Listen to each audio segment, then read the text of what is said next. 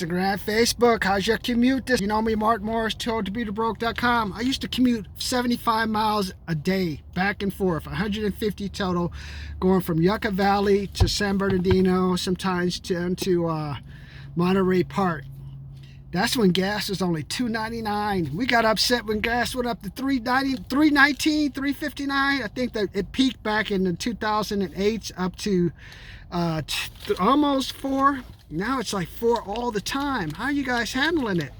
Let me show you how to take. I know some of you guys have, because of COVID, you got some cash that accumulated on those credit cards.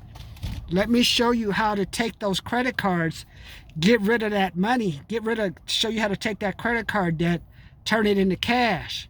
Not only can you have money to pay for the credit card, but has a little bit more in your pocket.